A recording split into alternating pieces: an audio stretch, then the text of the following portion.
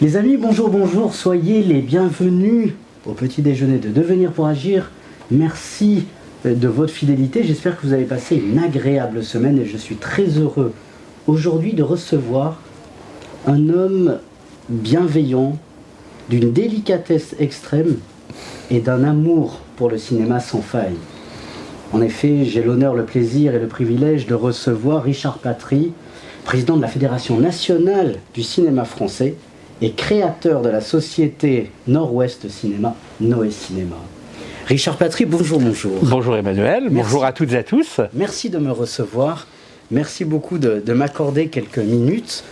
Et je voudrais commencer par une citation de Jean-Luc Godard, qui pour se présenter soulignait « Je suis le cinéma, un mensonge qui dit la vérité ». Une belle phrase. Et vous, Richard Patry, qui êtes-vous ? Alors, moi je ne suis pas le cinéma, j'essaye de transmettre le cinéma. Moi je suis un passeur d'images et un passeur d'œuvres. Moi je suis de ce métier qu'on appelle vraiment pas très bien exploitant. J'exploite. Alors pourquoi j'exploite ? J'exploite des droits cinématographiques en fait. C'est pour ça qu'on nous appelle exploitant, mais je trouve que le mot est pas bien choisi. Je suis en fait le faire-valoir, le passeur entre des œuvres, un film, et le public qui va aller venir voir ce film. Moi, mon travail, c'est de présenter le film, de le présenter dans les meilleures conditions possibles, dans les meilleures conditions de projection, pour être le plus proche possible de ce que l'auteur a voulu faire, de ce que le réalisateur, le metteur en scène a voulu faire. Je suis là pour accueillir les spectateurs et les mettre dans une bonne condition pour voir les films. Et puis je suis là pour faire du passage, de la médiation entre tout ça. Vous savez, moi, je suis la petite boîte qui entoure la bague que l'on va offrir aux gens. Bien sûr que c'est la bague qui est importante, donc dans notre cas, bien sûr, c'est le film qui est important. Mais la boîte a quand même son importance, elle peut faire son effet. Et voilà, alors moi j'ai l'habitude de dire que je fais le plus beau métier du monde, puisque moi je suis payé pour aller au cinéma. C'est un travail formidable, c'est un travail où vous accueillez les gens chez vous et vous leur présentez vos passions, vos rêves, vous leur présentez des films, vous les mettez en contact les uns avec les autres, ça aussi c'est important. Ce qui est important, c'est quand les gens sortent de la salle, qu'ils parlent avec leurs voisins, qu'ils ne connaissaient pas avant, pour savoir s'ils ont aimé le film ou pas, quand ils ont rigolé de cette dame au 3e rang, qui rigolait beaucoup plus fort que les autres et pas du tout au même gag que vous, quand vous avez pleuré tous ensemble, quand on a entendu ce souffle, ce silence absolu, quand il y avait un climax sur l'écran. C'est tout ça mon métier, c'est un très très très très beau métier. Est-ce que le cinéma, c'est le lieu de la rencontre du visible dans l'invisible ? Alors oui, du visible dans l'invisible, je sais pas. C'est le lieu où en fait, ce qu'a été le travail de plein d'hommes et de femmes, parce que faire un film, c'est énormément de travail. Faire un film, c'est des années de travail pour ses concepteurs, pour le metteur en scène, pour celui ou celle qui écrit. Enfin, c'est énormément de travail. Et donc, c'est le moment où leur vision va devenir visible.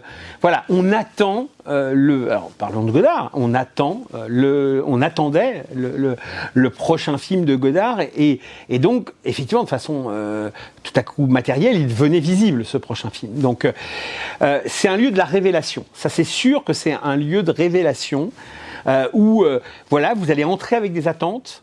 Et quand vous sortirez de la salle, ce qui est certain, c'est que vous ne serez pas pareil.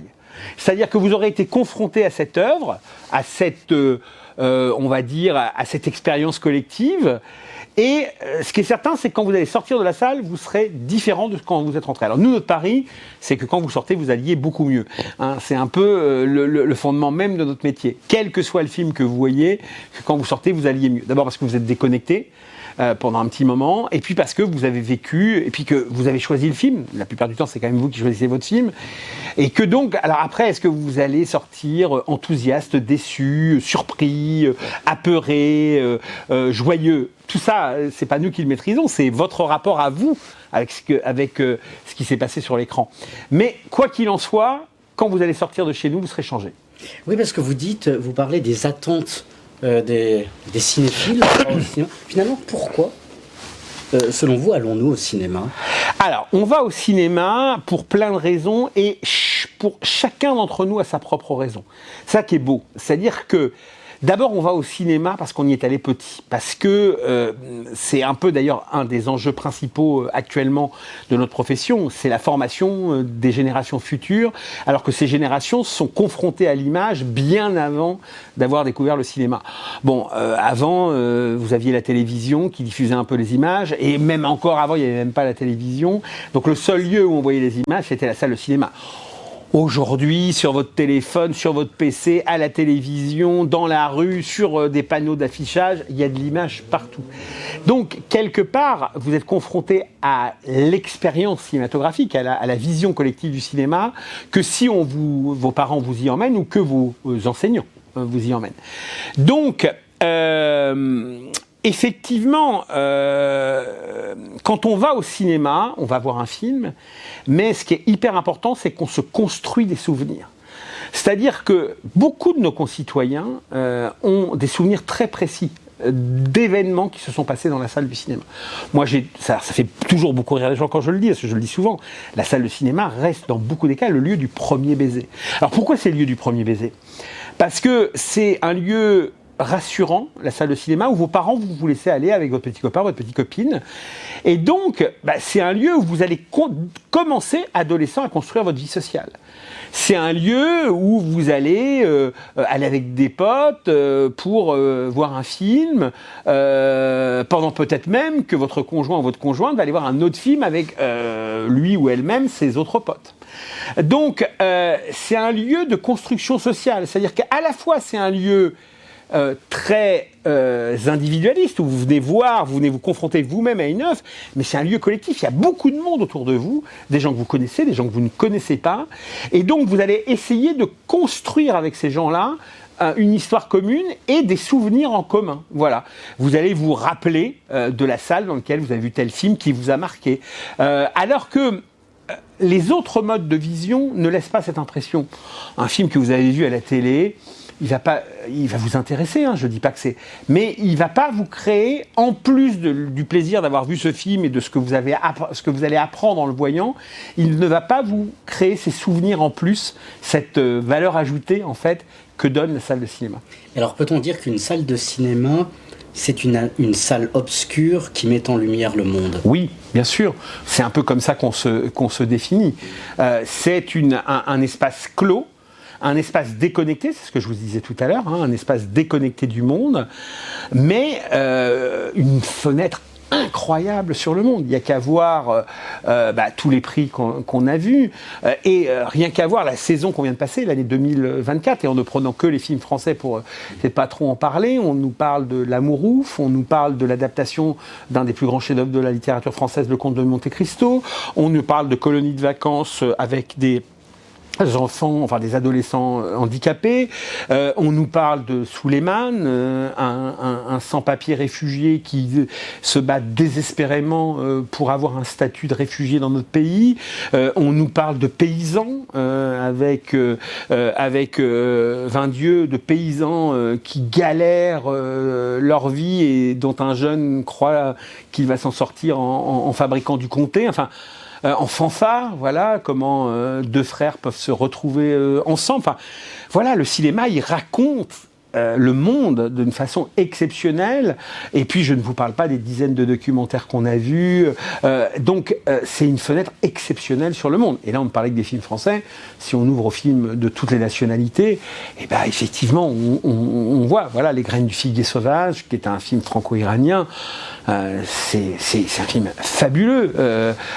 Comment dirais-je, le film qui a gagné le César du meilleur film, du meilleur film étranger, qui raconte cette famille de gardiens d'Auschwitz qui vivent à côté du camp.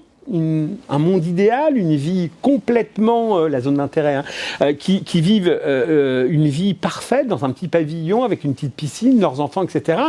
Alors que de l'autre côté du mur, on voit la fumée des chambres à gaz et des crématoires.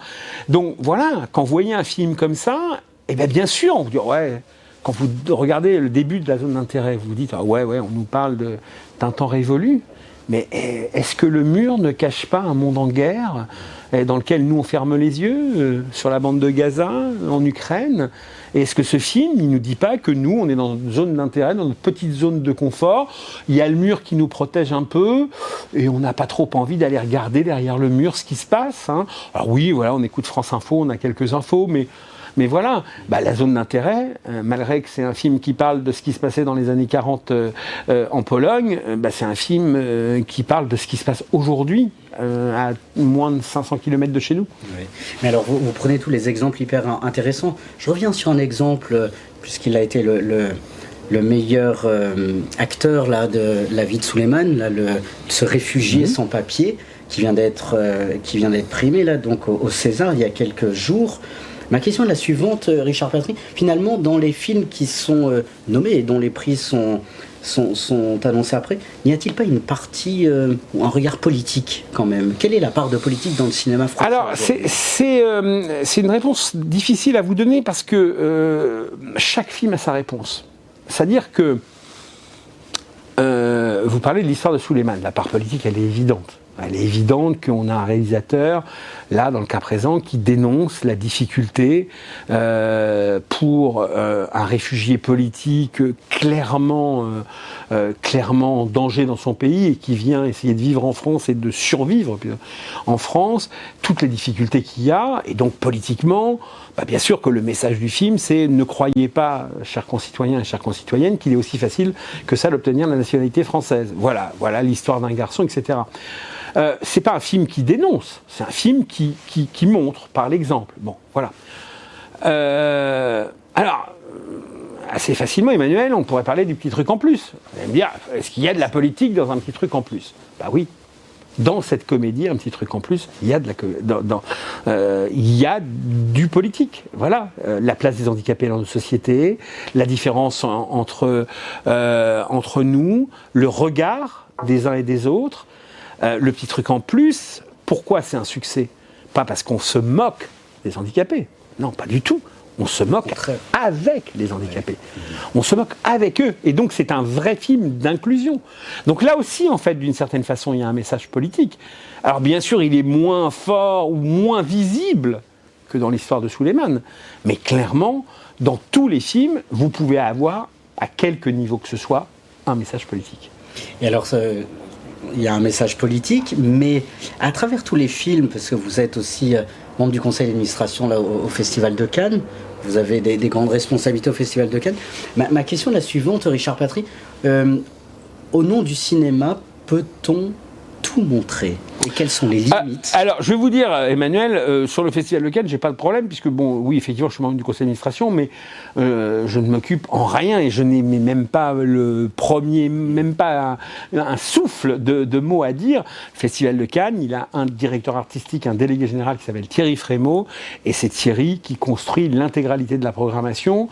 Nous, le seul avantage qu'on a, c'est qu'on la connaît, 1 heure avant vous, puisque, effectivement, il nous l'envoie avant de faire la conférence de presse. Mais la responsabilité et c'est bien le cas, hein. À Cannes, j'ai d'autres responsabilités, mais le conseil d'administration, il est là pour administrer le festival, mais il n'est absolument pas là pour donner quelques consignes que ce soit à la programmation du festival. C'est un homme qui est responsable de ça et qui d'ailleurs doit assumer derrière les choix qu'il a faits, hein.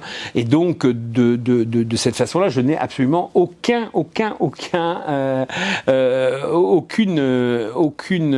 intervention à faire sur ce sujet. Moi, la seule chose que je fais, c'est que je vais voir ces films et effectivement, alors, est-ce qu'on peut tout montrer? C'est une vaste question, je ne sais pas. Je n'ai pas une réponse avec elle. En tous les cas, si on montre quelque chose de polémique ou de difficile à montrer, il est important d'accompagner. Ça, c'est aussi notre travail. Je vous disais, on est des passeurs. Il est important d'avertir, de dire attention, dans ce film, il y a des images qui peuvent choquer, ou des sons d'ailleurs, enfin, il y a des scènes qui peuvent choquer, et il est important d'être capable de dire voilà pourquoi je vous montre ce film. Mais notre travail, alors là je reviens sur les salles de cinéma et pas du tout sur le Festival de Cannes, notre travail en tant qu'exploitant, c'est pas de juger les œuvres qu'on présente. Un de mes cinémas à Elbeuf, je prends celui-là, les Elbeviens et les Elbeviennes, ils s'en foutent de ce que je pense des films, ils s'en foutent de ce qu'ils veulent voir, c'est qu'on leur présente un panel le plus large possible de ce qui est disponible sur le marché. Mais qui je suis, moi, Richard Patry, pour leur dire c'est ça qu'il faut que vous alliez voir. Moi, je peux recommander, mais il n'est absolument pas question qu'un film, même si je ne l'aime pas, ou même s'il ne va pas dans le sens des convictions que je peux avoir, je joue, moi, le rôle de censeur. Moi, je mets à disposition, j'informe, je préviens à chaque spectateur de se faire son opinion. Je ne suis pas un censeur. Et donc, d'une certaine partie, on est assez protégé, puisqu'en France, il y a une commission de classification des œuvres. Tous les films sont vus par une commission qui donne un visa d'exploitation.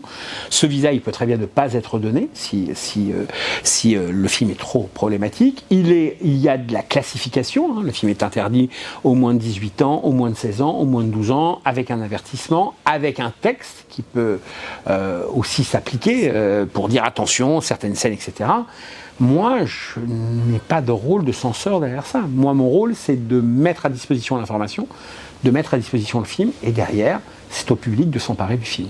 Mais alors, dans vos différentes salles, vous parlez d'Elbeuf, etc., quels sont les critères que vous avez pour sélectionner tel ou tel film qui passeront dans vos salles ? Les critères qu'on a, en fait, ce sont des critères qui sont liés à l'offre. C'est-à-dire que on va dire qu'on peut piocher dans à peu près 700 films par an. Alors bien sûr, on n'en passe pas 700, parce que c'est impossible. Et puis dans ces 700 films, il y a quelquefois des tout petits films, des films qui sortent à très très peu de copies. Et puis, nos critères, c'est d'abord d'essayer de satisfaire le plus large public possible, donc d'être très large dans la programmation qu'on offre au public. Reprenons le cas d'Elbeuf, on a 5 salles, mais par semaine, on propose au public plus de 20-25 films différents. Pas tous aux mêmes séances, bien sûr, pas tous à la même fréquence. Certains films vont passer une fois dans la semaine, d'autres vont passer 4 fois par jour. Donc, voyez-vous, ça peut être différent. Mais nos critères aujourd'hui, c'est d'essayer d'offrir un spectre le plus large possible. Moi, j'ai l'habitude de dire qu'on est des médecins généralistes.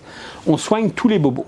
Donc, on va aller présenter les films les plus grands publics possibles, mais aussi présenter les films à réessai, comme le médecin soigne tous les bobos, et il vous oriente soit sur quelque chose d'assez générique, soit sur quelque chose de beaucoup plus précis et beaucoup plus pointu. Et nous, c'est ce qu'on fait. Donc, on a des cycles, par exemple, à réessai recherche, sur lesquels on passe des films à réessai en VO, des films recherche, etc.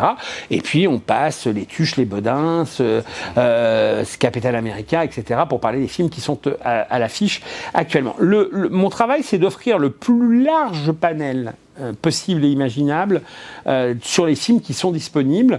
Et d'ailleurs, très souvent, des spectateurs nous disent « Ah bah tiens, j'ai entendu parler de ce film, Télérama en a dit beaucoup de bien, parce que la presse compte aussi dans le choix du public, ou Le Monde, ou même Voici, ou je ne sais quel autre, ou le journal télévisé de France 2, Laurent Delahousse. Et qu'il y a des moments, ces films-là, on les a pas, parce que soit nous, on les a pas vus, soit on n'avait pas la place de les rentrer. On fait toujours, chez nous, les responsables de site ont des fiches et peuvent noter on m'a demandé tel film, et transmettre à notre service de programmation pour qu'on puisse proposer ce film. Peut-être une avant-dernière question, parce que malheureusement l'heure passe très vite. À l'heure où nous sommes en plein dans l'IA, l'intelligence artificielle, 2 questions, peut-être en une. La première question, Richard Patry, quelle est la place de l'IA aujourd'hui dans le cinéma ? Et deuxième question, n'avez-vous pas peur que le cinéma, et particulièrement les acteurs, qu'ils soient un jour remplacés par l'IA, et finalement que le métier d'acteur n'existe plus ? Alors,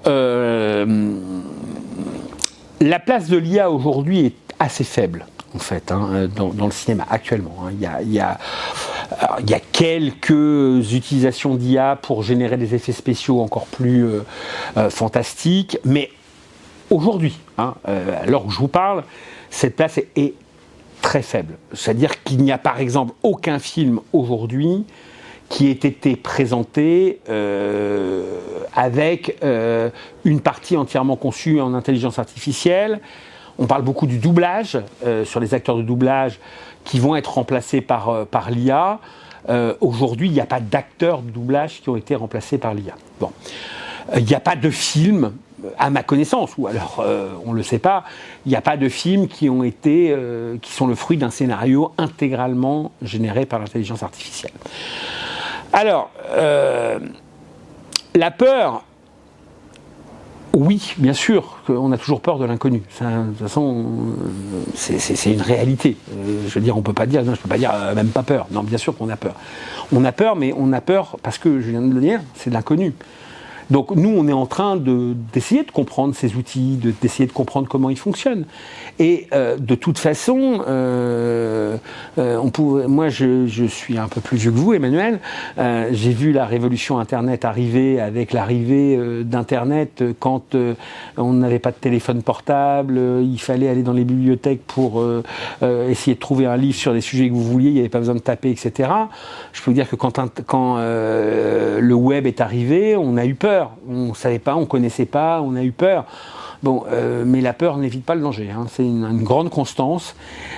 Et que, de toute façon, on n'évite pas l'avancée du monde. Donc, voilà, on voit bien que l'IA est quelque chose qui va se développer et que, est-ce que ça sera un gros problème si un film est entièrement conçu par l'IA ? Oui, il va y avoir des problèmes de droit d'auteur, parce que comment on rémunère l'IA, et puis effectivement, il va y avoir des problèmes de reconversion de gens dont le métier va certainement fortement évoluer, mais pas uniquement dans le monde du cinéma, dans le monde de la médecine, dans le monde de la comptabilité, partout, l'IA va s'imposer. On le voit bien, on le sait. L'important, c'est toujours pareil, c'est de mettre des garde-fous. Voilà.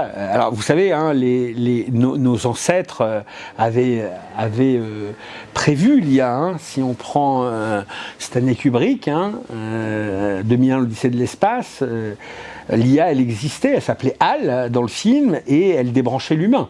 Voilà. Le seul problème qu'on peut se poser sur l'IA, c'est que si elle est vraiment intelligente, cette artificielle, elle va se rendre compte que le vrai problème sur la Terre, c'est l'homme. Et elle va vouloir se débarrasser de l'homme. Et moi, j'ai pas envie qu'on se débarrasse de l'homme, parce que même si l'homme, il a plein de mauvais côtés, de mauvais travers, rien que le fait de pouvoir discuter avec vous, je pense que ça sera mieux qu'une conversation virtuelle entre deux intelligences artificielles. Donc voilà, mettons des garde-fous. Disons-nous que la science-fiction n'a pas forcément toujours raison. Et que voilà, on a prenons la chance que nous apportent ces nouvelles technologies, encadrons-les et faisons en sorte de ne laisser personne sur le bord du chemin par rapport à ça. Je pense que ça, c'est hyper important.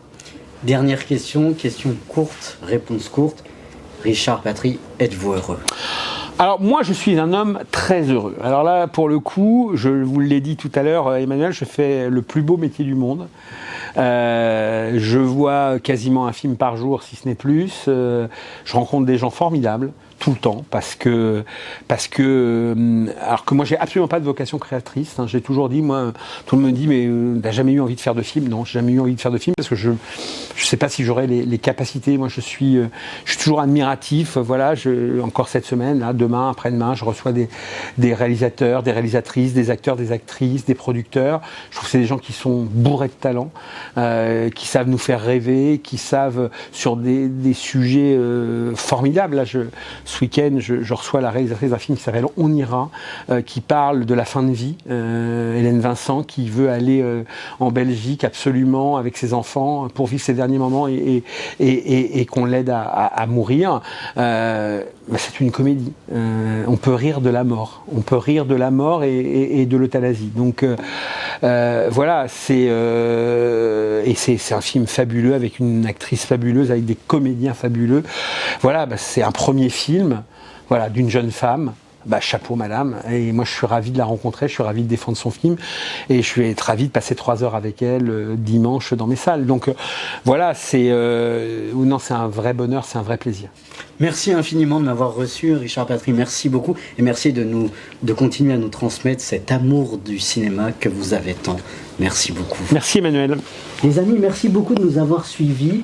Dans quelques jours, il y aura le printemps du cinéma, je vous invite vraiment à vous dépêcher d'aller prendre vos places. Vous allez voir, vous allez passer de merveilleux moments dans les salles obscures qui vont vous permettre d'être rayonnant et surtout de connaître le monde encore plus. Merci pour votre fidélité, à très bientôt.